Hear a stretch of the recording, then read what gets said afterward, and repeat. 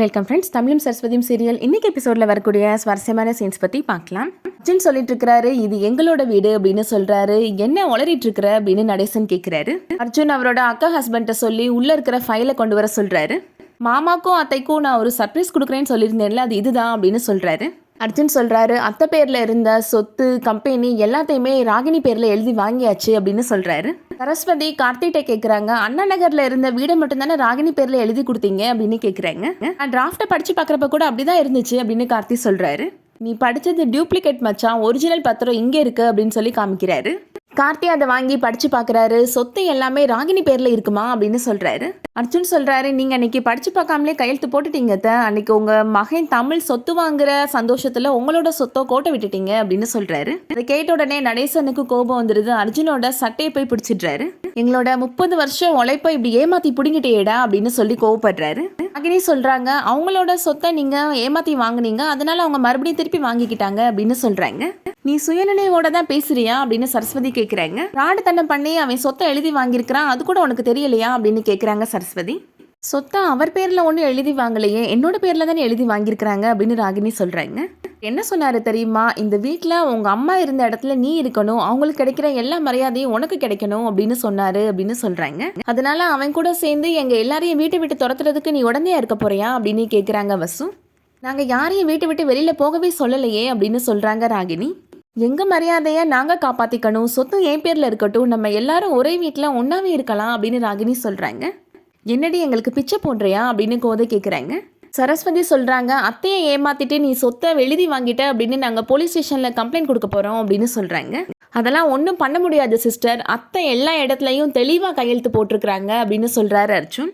கார்த்தினால எந்த பிரச்சனையும் வந்துடக்கூடாதுன்னு ஆஃபீஸ் ஃபைலோட சேர்த்து அவை சைனையும் நான் எப்பவும் வாங்கிட்டேன் அப்படின்னு சொல்றாரு அர்ஜுன். அவரோட அம்மா அப்பா சொத்தை நீங்க ஏமாத்தி வாங்குனீங்க, அதை தானே அவர் திருப்பி வாங்கியிருக்கிறாரு அப்படின்னு சொல்றாங்க ராகினி. இவன் இவ்வளவு தப்பு பண்ணான்னு தெரிஞ்சதுக்கு அப்புறமும் இவனுக்கு ஆதரவா நீ நிக்கிறேன் அப்படின்னு கேட்குறாங்க கோதை. நீங்க எப்போதுமே அப்பாவுக்கு தானே சப்போர்ட் பண்ணுவீங்க, அதே மாதிரி தான் நான் என்னோட புருஷனுக்கு சப்போர்ட் பண்றேன் அப்படின்னு ராகினி சொல்றாங்க. கோபமா சேர்ந்து எல்லாரும் எங்க முதுகுல குத்திட்டீங்கல்ல அப்படின்னு நடேசன் கோபப்படுறாரு. என் மேலதான்ப்பா தப்பு, நான் தான் இவனை நம்பி வீட்டுக்குள்ள விட்டுட்டேன் அப்படின்னு சொல்றாரு கார்த்தி. எல்லாரும் ஏன் வருத்தப்படுறீங்க, நாங்க யாரும் உங்களை வீட்டை விட்டு வெளியில போகவே சொல்லலையே அப்படின்னு அர்ஜுன் சொல்றாரு. அர்ஜுன் அம்மா சொல்கிறாங்க, நீங்கள் தான் எங்களுக்கு இறக்கம் காட்டலாம், ஆனால் எங்கள் பிள்ளை ஒன்றும் உங்களை வீட்டை விட்டு வெளியில் போகவே சொல்லலையே அப்படின்னு சொல்கிறாங்க.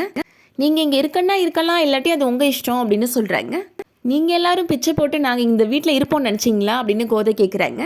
இனிமேல் ஒரு நிமிஷம் கூட நம்ம இந்த வீட்டில் இருக்கவே கூடாது, நம்ம கிளம்பலாம் அப்படின்னு சொல்லிடுறாங்க கோதை.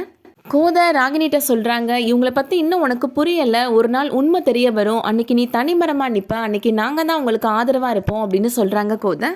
எனக்கு தான் எல்லா உண்மையும் தெரியுமேம்மா, நீங்கள் பார்க்குற பார்வையில் தான் தப்பு இருக்குது, மாற வேண்டியது நீங்கள் தான் அப்படின்னு ராகினி சொல்கிறாங்க.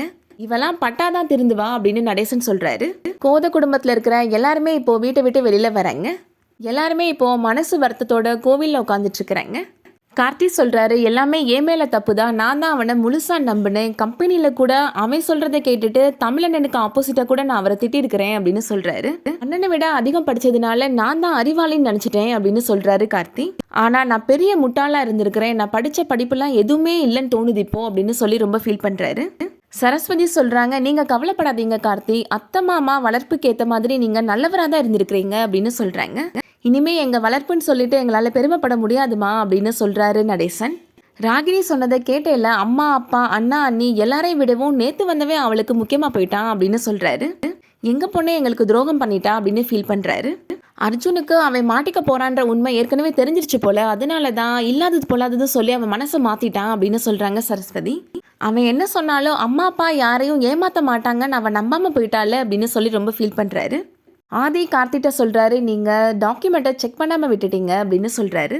நான் படித்து பார்த்தப்ப வேறு டாக்குமெண்ட் தான் இருந்துச்சு, என் மேலே தான் தப்பு, அம்மா சைன் பண்ணுறதுக்கு முன்னாடி நான் மறுபடியும் செக் பண்ணியிருந்துருக்கணும் அப்படின்னு கார்த்தி சொல்கிறாரு. அந்த வேலைக்கார பொண்ணு அபி இப்போ அவங்க வராங்க.